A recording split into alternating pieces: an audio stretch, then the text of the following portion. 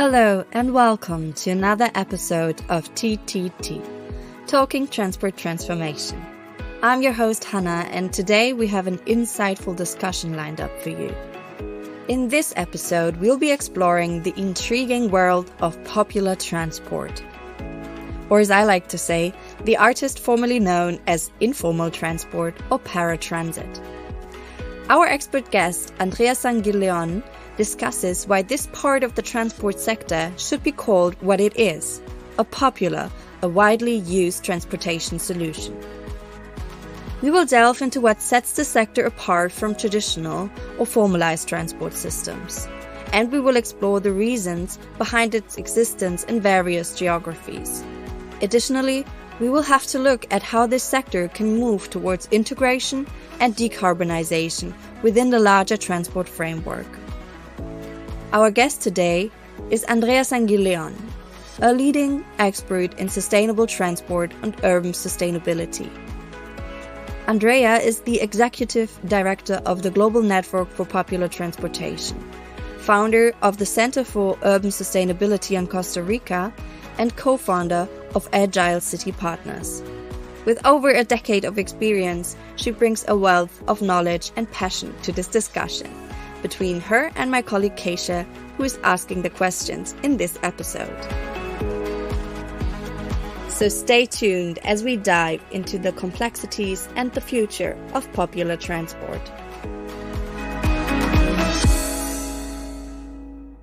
Hello, we're here today with our guest Andrea Sanguilleon, who is going to talk about popular transportation. So first, Andrea, tell us about yourself and your work with the Global Network for Popular Transportation. So hi, everyone. Thanks for listening. My name is Andrea Sanguilleon, as Keisha mentioned. I am Costa Rican, and I am the Executive Director of the Global Network for Popular Transportation. We are a nonprofit. We're an initiative that tries to position and bring the conversation about popular transport, which we will explain in a bit what it's all about, but trying to get it to be recognized as a type of transport that is essential, that it's an essential service to be able to generate inclusion and accessibility to transport services and to hopefully integrate it into planning, into investment, policy, etc. in cities around the world. Great. And I'm happy to have you here to talk about that. So first of all, paratransit, informal transportation, and now popular transport. Why does it matter how we call these transport modes, and how have they impacted the way we see mobility? Usually this type of transport, which is essentially the type of transport that comes from people to the people, that's why we call it popular transport. This type of transport is transport services that are public transport, but that are not provided or operated or many times even recognized by the government or local authorities.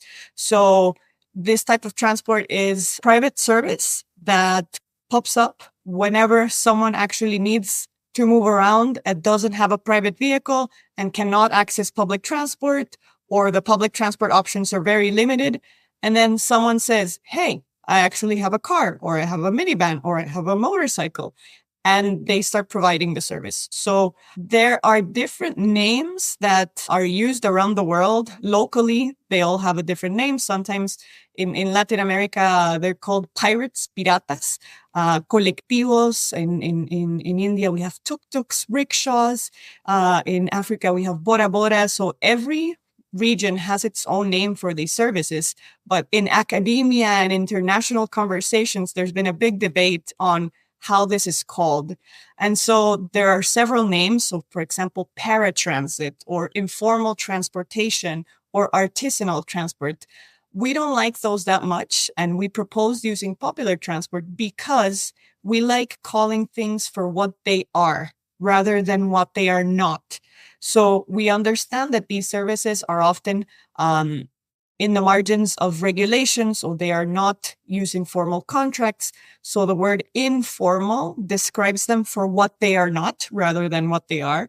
Or the word paratransit suggests that they are services that are inferior or that should be something else. So I think the language that we use to name something is very important when we have these conversations, and we would rather use language that describes the service for what it is, something popular, something that comes from people, something that serves millions of people, than saying what it should be or what it's not. So essentially, there are a lot of ways to call this, but we choose to use the word popular transport. Thank you. That was so informative because then when people get confused with what they're called, at least now they know. I think we should popularize the term popular transport. And you mentioned a little bit earlier about how people came to offer these popular transport modes, but how did they come about from your research and where did they come from? How come not all cities have them as much?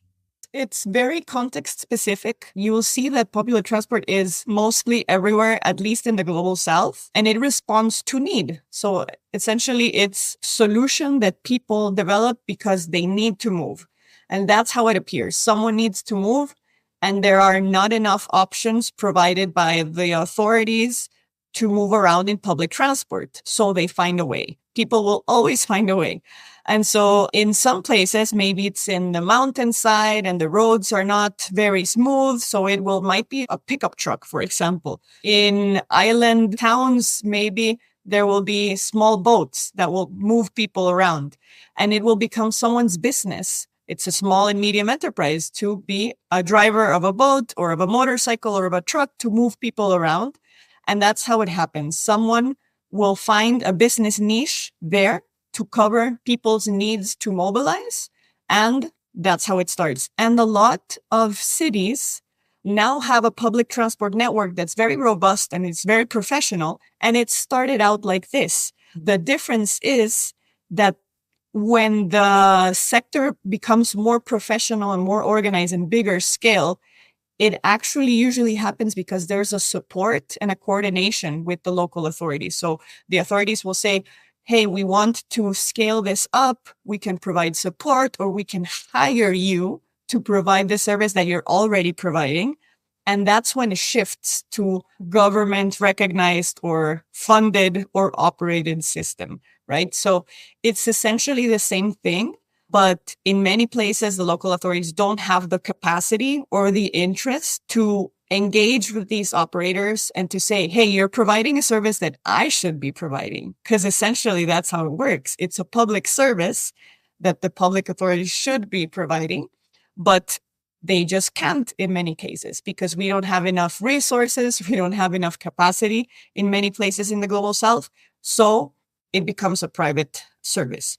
So the places where this doesn't often exist is because there is a local government or a national government has invested and has developed a model to be able to at least fund or contract or do tender or just have an operation of public transport under their regulations and under their rules. But when this doesn't happen and the local government and national government is not able to, then someone else will do it. And that's kind of the difference of why can't I find this maybe in some places in Europe or in some places in the United States or even some places, big cities in the global south, because there's a big public transport network that works, right?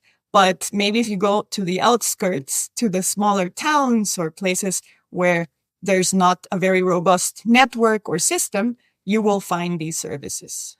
Sounds very complex, and it sounds like there are a lot of existing kinds of popular transport systems out there. I understand you also made a collection of what they're called all around the world. I'm curious, since you mentioned it earlier, we have some in Africa, we have some in Latin America. What similarities and differences can you see existing beyond these different geographies? What have you observed?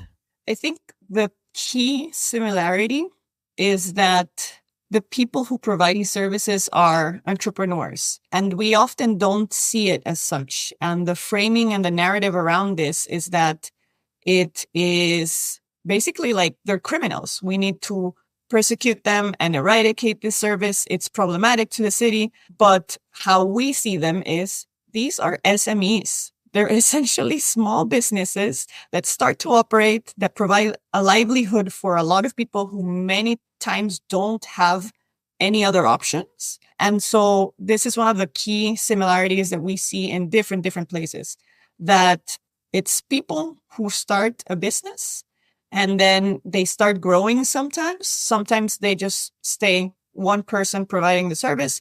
Another characteristic that we've seen is that this type of transport is usually associated with chaos. People think it's chaotic, that it's not organized, but it's the complete opposite. They're usually very much organized. They have either cooperatives or associations, or at least they have WhatsApp groups and talk to each other. And they always find a way to organize, because at the end of the day, that way they can provide a better service. And they're trying to be able to set up, for example, areas where different groups can provide different services, etc. And then another characteristic is that it's very much intertwined with community and with access to opportunities. And so there's, for example, in Mexico, it's called neighborhood mobility, movilidad de barrio. And I really like that name because it's mostly the story of how this originates in a lot of places. Someone will say, hey, I'll put my minibus so we can all go to the city because the bus doesn't get here, right? So it has this characteristic of starting out in a smaller scale and a more like community service characteristic. Then, of course, if it's a bigger city, maybe it widens and it's not like that. Those are kind of the similarities that I see in a lot of places. And then some of the differences essentially is especially the vehicles, and the vehicles respond to different elements. So for example, as I was saying before, if the road is narrow, if the road is very bumpy, or if it's a dirt road, maybe the vehicles will be a bit different than in places where it's very paved and very, very homogeneous. Or depending on also kind of the income level in places, there might be, or the regulation even. There's a lot of places where motorcycle taxis are huge, but then there's other places where they don't exist because it's not allowed to have a motorcycle taxi at all. And so this category doesn't exist. For example, in a lot of places in Latin America, it's not common at all to have motorcycle taxis, but they're huge in some places in Africa or some places in Asia. So it really responds to the context, to the geography, to the weather, but even also the industries that are present in each of the regions. If a region has an industry of 2 and 3 wheelers, it will be much easier to have popular transportation use these vehicles because they will be cheap, right? So there's a lot of different elements that will determine which are the vehicles that will be used in each town or city. Quite interesting. It's also really nice to see that there are rising different types of popular transport. Now they're electrifying these types of transport. Kind of related to that, how can popular transport now help in decarbonizing a whole mobility system? What is their role? So usually the first answer is electrifying, but I actually want to take us a step back, because sometimes when we talk about decarbonizing a sector, we always think about technology.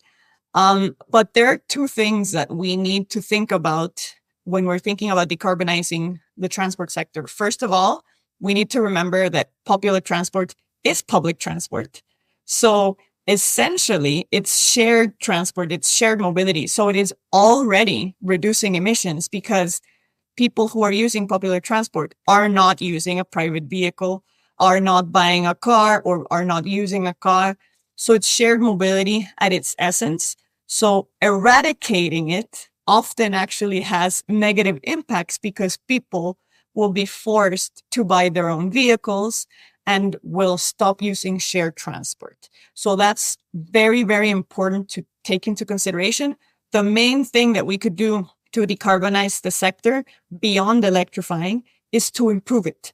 If the service is better quality, if it's safer, if it's more comfortable, more people will keep using it and not leave it to go to buy a private vehicle. So it's essentially the same mindset that we should have for government regulated or operated public transport systems. The same way that we're strengthening these systems in different places around the world to make them better, more efficient, safer, nicer, so people can keep using them and use them more, we should be thinking the same thing for popular transport, but that's not the case. Usually climate action and efforts to improve public transport don't even consider popular transport. It's like, okay, we'll improve this one and the other one will cease to exist. And we've seen many cases of investment and actions to improve the government operated public transport. And then people will keep using popular transport because it provides connectivity and it provides flexibility and it covers their needs. So essentially, I think one of the first things that we need to think is that this is part of the public transport network. Someone else operates it, but it is public transport. So any effort to improve public transport must include popular transport. And that will lead us towards a more decarbonized sector. And that comes a lot with also integration. One of the biggest nuisances for a transport user is for the system to not be integrated. It's like, okay, I'll take the motorcycle taxi to here, and then I have to take a bus that uses this payment mode from here to here, and then I have to walk or take the bike. If the system is integrated and the different actors that provide the services kind of get together and think, how can we make this as efficient as possible and that it can work as a system, then users will keep using it and use it more.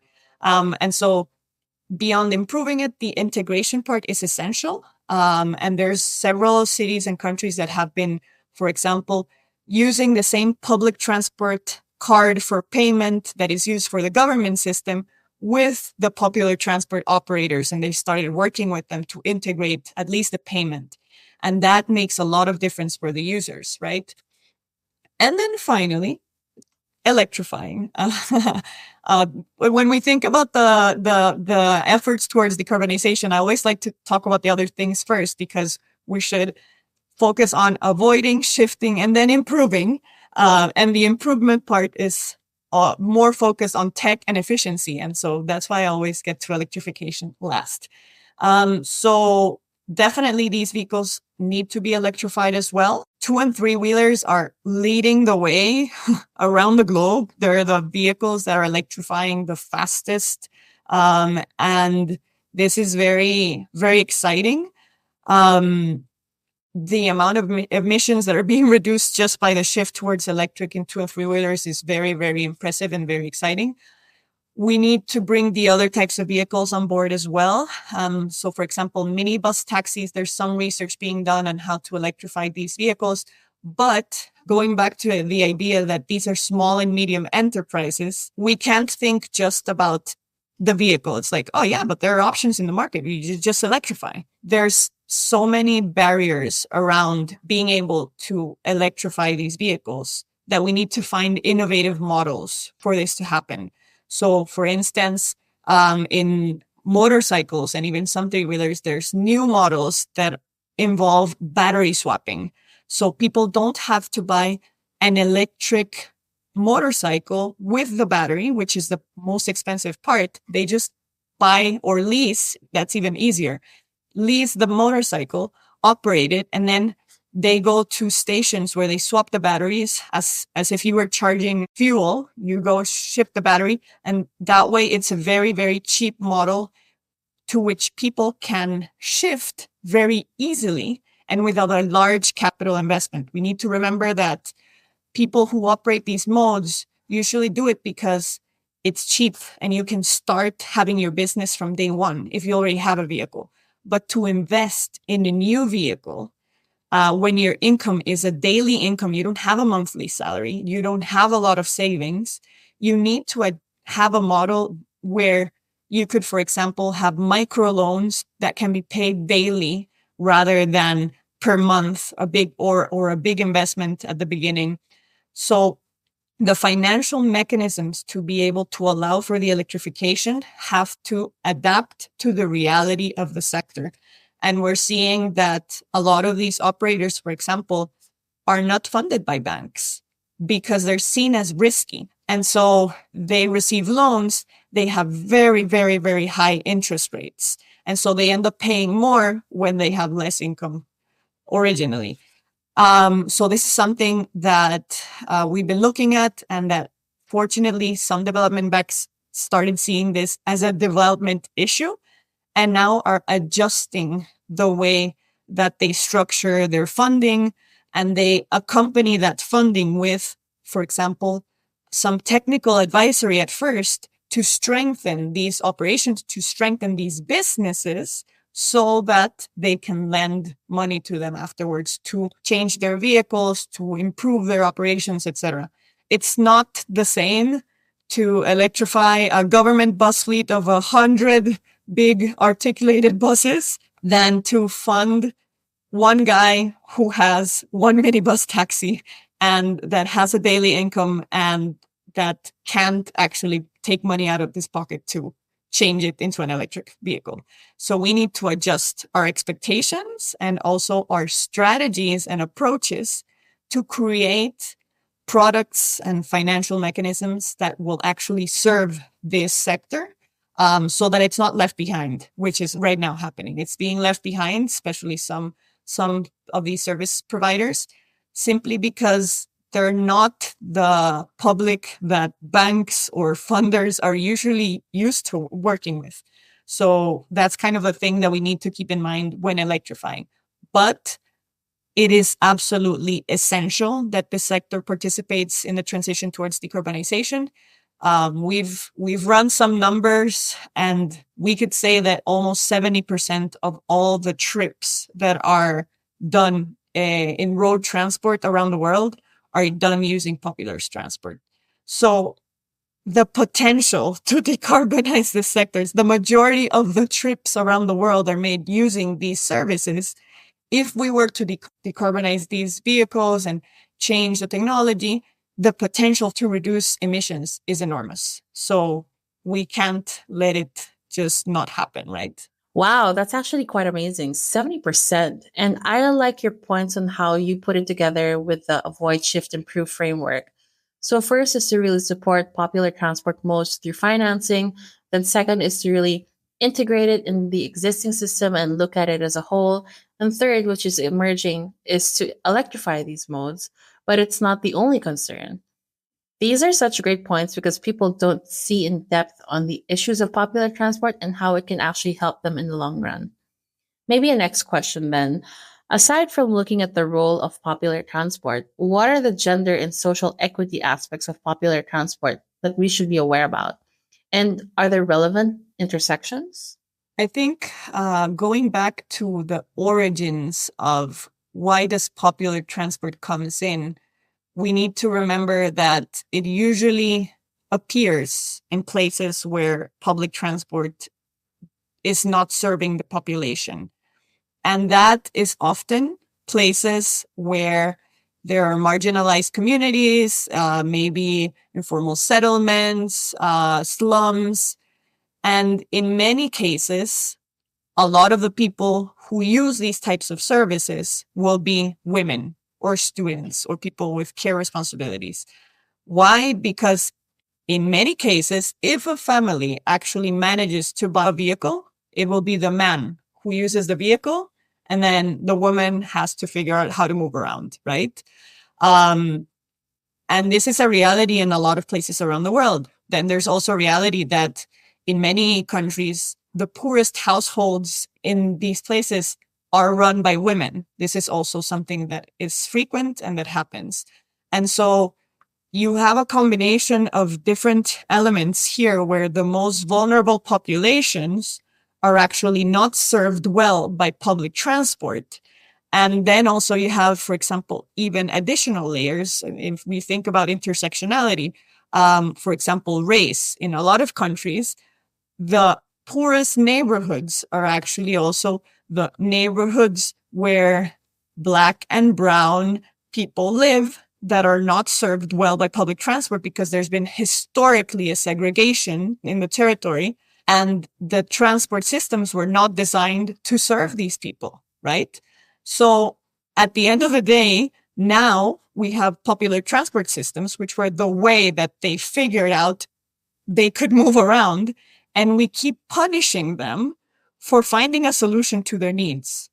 And so this definitely has a layer of social and economic criteria that need to be considered, because if we eliminate these services or if we ban them, there will be a lot of people who will be impacted and who will lose their access to mobility, their access to opportunities, to education, to jobs. And they are usually the most marginalized communities. And this is something that we need to take into consideration. That's also why we always talk a lot about just transition in the sector, not only for the workers, but also for the users. If we really want people to not be left behind, we have to improve their conditions, improve their access, improve their services. And that means that this is very interconnected with different SDGs. It's not only SDG 13 in terms of climate action, it's gender, it's innovation, it's livelihoods, it's access to education, etc. Improving transport for these populations will actually generate impacts in other social and economic dimensions. That is very relevant, and I agree. When you improve access to the most marginalized people in society through popular transport, they're able to do so much more and participate in society in a more empowered way. Now, you mentioned earlier that one of the best practices in popular transport is to integrate it in the existing public transport system. What are some examples of this that you've seen? Is there a need to quote unquote formalize it? What are some interesting and successful alternatives you've seen with how cities have dealt with popular transport? There's different examples, and I think one of the keywords is precisely what you mentioned. Usually the conversation centers around, we need to formalize this. But there's so many other steps that we can take before even formalizing. And that's why I like to talk about integrating, because the end goal at the end of the day should be to integrate this into the system and to improve it. The way that we do it, maybe formalization comes in there, but it doesn't necessarily have to be the first step. So we've seen, for example, in Mexico City, there was an initiative to start doing kind of a census to really understand first. We've seen this in several cities. In Bolivia, there was one also who did this, because oftentimes governments want to do something about this and they have no idea what the scale of the sector is. They don't know how many operators, they don't know how many vehicles are moving around. They don't know which areas they're providing services to. They don't know, for example, how many people this sector is serving. They just see it as problematic and that it's stealing maybe users from their systems, but they don't see it as an asset. So first of all, it's really important to measure it. And so one of the key steps that a lot of cities are taking is, maybe I need to understand the sector and what it's actually doing. And so beyond cities, there's also been a lot of research in trying to map it, right? So you see the map of public transport in the city, official public transport. And then you see the big map of popular transport covering all the areas where the official transport network is not covering. And that actually is very powerful to see it as an asset. It's like, oh, wow, this is actually reaching all the places that I should be providing services to, but I'm not. So with that information, you can actually start planning the system better and say, hey, what if we actually hire these guys to keep doing the work that they're doing, but in a better way and in a more official way? And so we've seen, for example, in South Africa, a few local governments that started sitting down with the minibus taxi associations to say, hey, you're already covering this area. What if I provide this support? For example, I'll develop some infrastructure for you to provide the service better. I will support you in becoming a company so that I can hire you with my public resources. And so this conversation, the first thing is to have that conversation and to have information about the operation of the system so that we can move forward to improving it, right? And so first of all, that information part is essential. And then second of all, trying to identify what are the needs of the sector. Because sometimes it's like a lot of governments get to a third step that is saying, you need to comply with all of this or else I will ban you. But they're not listening to really understand if the sector can actually comply with this, if they have the capacity, right? Or if they need subsidies, if they need infrastructure, if they need funding, if they need support. And again, at the end of the day, it is the mandate of the local authorities to provide a service that is high quality. And so there will have to be a conversation to identify what do we need to do to take it there, right? So formalizing for me is not the end goal. The end goal is to improve the sector and to integrate it and to provide a service that is the best service possible for users. So yeah, we've seen actions from just gathering a data and start those conversations to what I was mentioning before. For example, to use electronic payment card to start integrating and generating data to better improve planning and integration just through the payment system, right? So sometimes it's smaller steps to achieve this. We've seen examples also of sitting down at the sector and saying, hey, the vehicles you have are not really safe for people to use.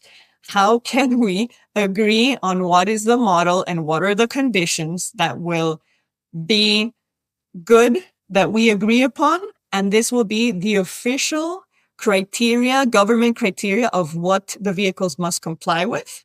And we will support you and create a fund to recapitalize the vehicles and change them, right? But that conversation has to happen, and there has to be conditions that allow for the change to happen and not force it, because again, the sector itself is vulnerable because it assumes all the risk. There's no government investment. Usually there's no funding, nor support, no subsidies. And so if we want this to be part of a government effort, there has to be some support to take it to that other level. Wow, that's great. I also realized that when you go to these different cities and you try to navigate as a foreigner, it's difficult because these popular transport systems are not necessarily on a map. To integrate them with a bigger public transport system would be so useful and can be used as an asset. I hope popular transport systems do get support.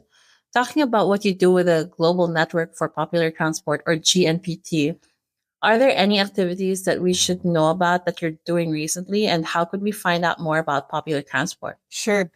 There's different ways. So one of the key ways to keep updated on all that's happening on popular transport around the world is our newsletter. We have a newsletter called Pop Transport, where we consolidate all the news and updates and exciting things that are happening around the world related to this topic. And it comes once a month.